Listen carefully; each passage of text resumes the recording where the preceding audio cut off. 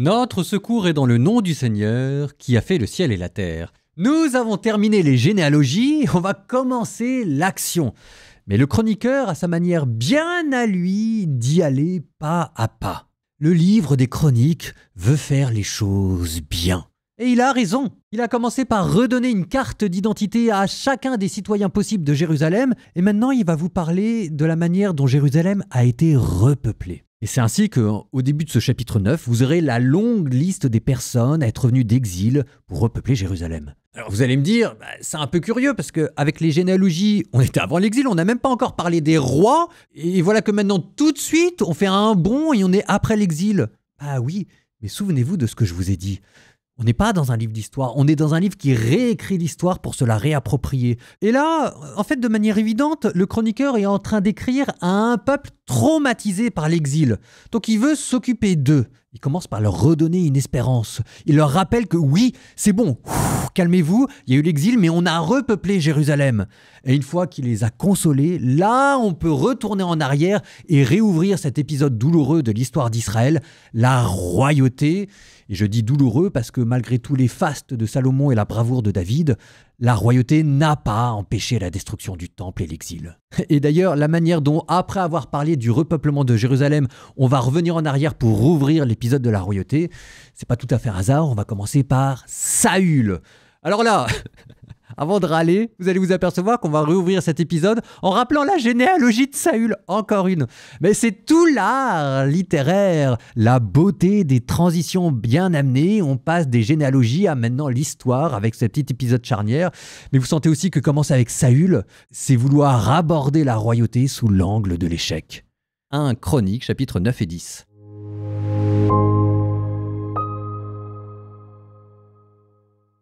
Tous les gens d'Israël furent enregistrés selon leur descendance et ils sont inscrits sur le livre des rois d'Israël. Après que ceux de Juda furent déportés à Babylone à cause de leur infidélité, les premiers qui réoccupèrent leurs propriétés et leurs villes furent les gens d'Israël, les prêtres, les Lévites et les servants. À Jérusalem habitèrent des fils de Juda, de Benjamin, d'Éphraïm et de Manassé. Outaï, fils d'Amioud, fils d'Oumri, fils d'Imri, fils de Bani, l'un des fils de Pérez, fils de Juda.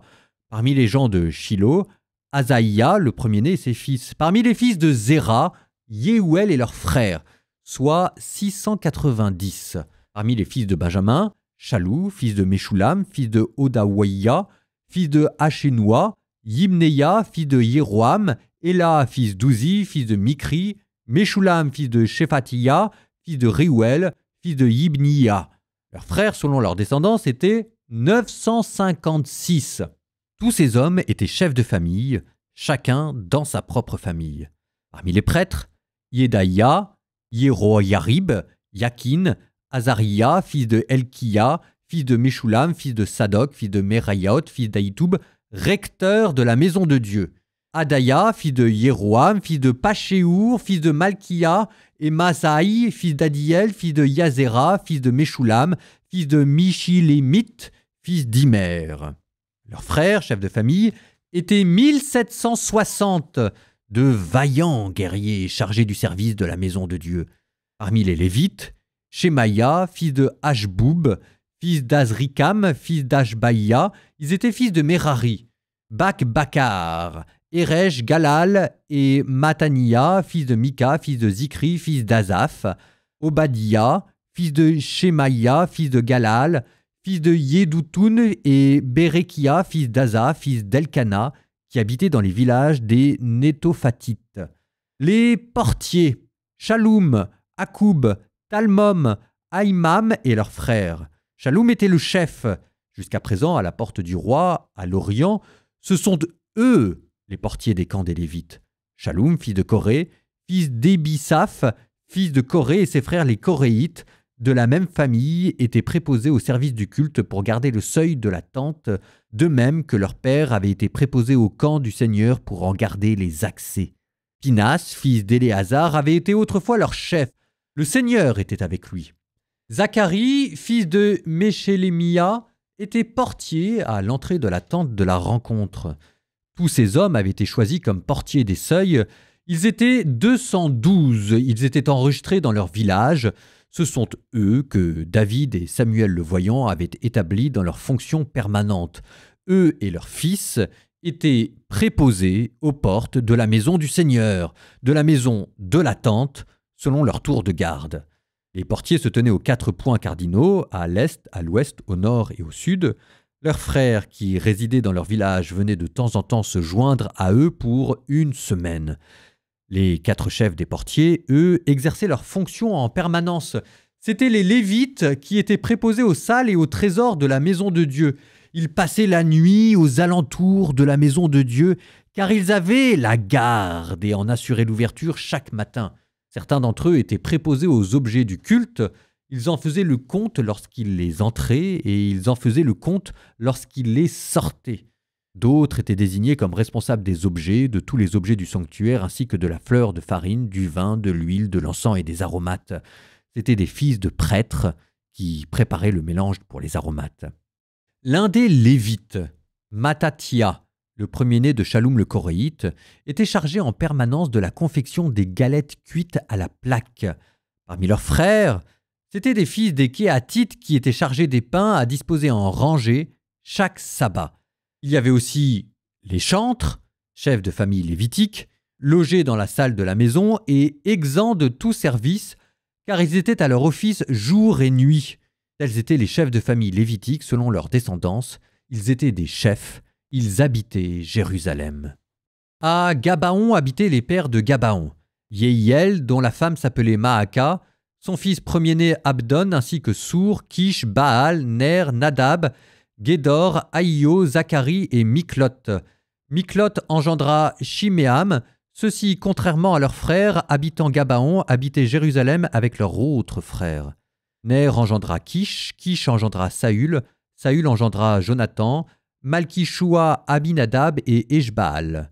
Fils de Jonathan, Méribaal. Méribaal engendra Mika. Fils de Mika, Piton, Mélec, Taria, Ahaz. Ahaz engendra Yara. Yara engendra Alémet. Azmawet et Zimri. Zimri engendra Mosha. Mosha engendra Binéa qui eut pour fils Réphaïa, lequel eut pour fils Éléasa qui eut pour fils Assel. Assel eut 6 fils, dont voici les noms: Azrikam, Bokrou, puis Yishmaël, Seraïa, Obadia et Hanan. Ce sont là les fils d'Assel. Les Philistins livrèrent bataille à Israël. Les hommes d'Israël s'enfuirent devant les Philistins et tombèrent, frappés à mort sur le mont Gelboé.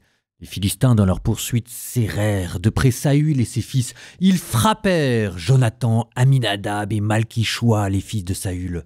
Le poids du combat se porta sur Saül. Les tireurs d'arc le surprirent, et il fut blessé par les tireurs.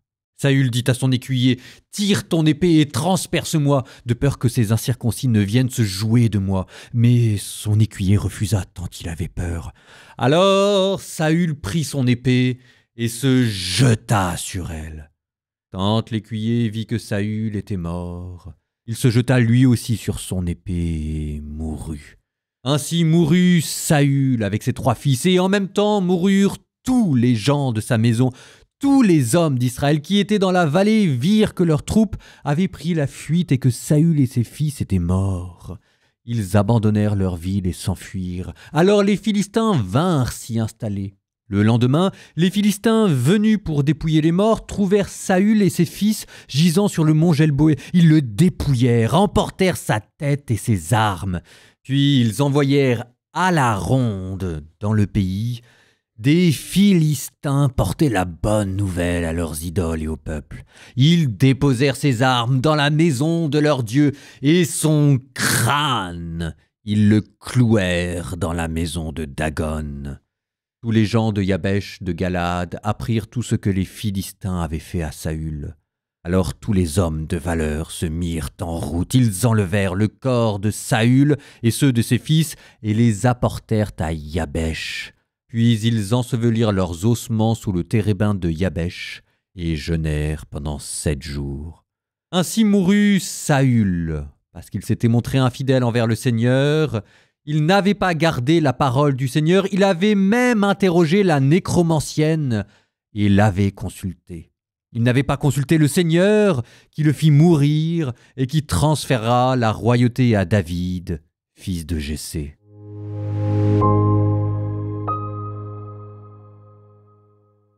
Je reviens sur la manière dont Jérusalem a été repeuplée après l'exil. Cette phrase-là, vous avez entendu, c'était le début du chapitre 9.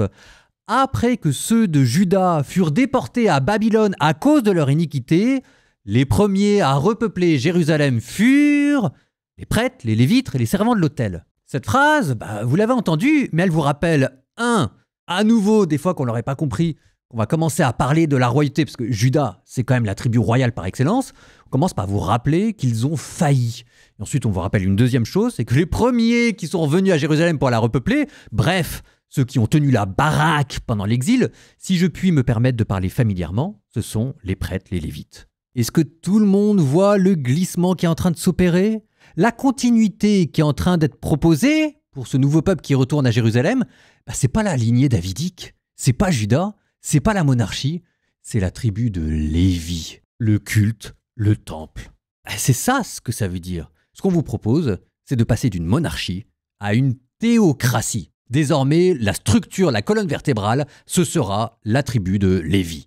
C'est un changement majeur dans la constitution d'Israël. Donc un tel changement, il va falloir me le justifier. Parce que on ne peut pas dire que jusqu'à présent, la tribu de Lévi était particulièrement brillante dans l'histoire d'Israël. La révolte des fils de Corée, Abiram qui avait été jeté en enfer, etc., etc., etc. Et puis jusqu'à preuve du contraire, c'est quand même à la lignée davidique que la promesse d'une restauration future avait été faite. Ah oui, mais ça, justement, ce sera l'œuvre du livre des Chroniques que de justifier ce déplacement. En bonus, qui était présent dans ce chapitre, la répétition du mot « tente » qui vous rappelle un certain idéal. En reconstruisant le temple, le but, c'est pas de construire un bâtiment, c'est de retrouver une certaine proximité, celle qu'il y avait dans le désert quand Dieu marchait au milieu de son peuple. Et puis, aborder le temple à partir des généalogies et de ces personnes, des prêtres qui vont rebâtir Jérusalem. C'est très beau parce que ça vous rappelle que le temple, c'est pas un bâtiment de pierre, mais c'est d'abord un bâtiment composé de pierres vivantes, de personnes. Alors, avec cette histoire de prêtres qui vont remplacer les rois, vous êtes peut-être en train de me dire que je suis en train de surinterpréter quelques indications dans les versets. Ah ouais, sauf que juste après, vous aviez quoi ? On a eu tout de suite, on commence l'histoire, in medias res, on a eu des immenses généalogies, et voilà que tout d'un coup, paf, on est plongé dans une scène de bataille, et cette scène de bataille, je vous le donne dans le mille, c'est la mort du premier roi d'Israël. Ah, qu'est-ce que vous voulez que je vous dise ? La première situation du peuple israélite, telle que nous la voyons dans le livre des Chroniques, c'est dans le chaos, dans le désordre, dans la confusion. Vous savez, on n'est pas loin du récit de la création qui commence par vous rappeler le tohu-bohu initial. Et c'est dans ce chaos qu'il va falloir essayer de mettre un peu d'ordre. Mais ça, ce sera les prochains chapitres. En attendant, livre des Proverbes. Proverbe 17, 1, 5. Mieux vaut du pain sec et la paix qu'une salle de banquet pleine de discorde. Un serviteur avisé supplantera le fils indigne. Avec les frères, il aura part à l'héritage. Comme le creuset pour l'argent et le fourneau pour l'or, le Seigneur éprouve les cœurs. Le malfaiteur s'intéresse à qui parle de fraude. Le menteur, lui, tend l'oreille aux propos pernicieux.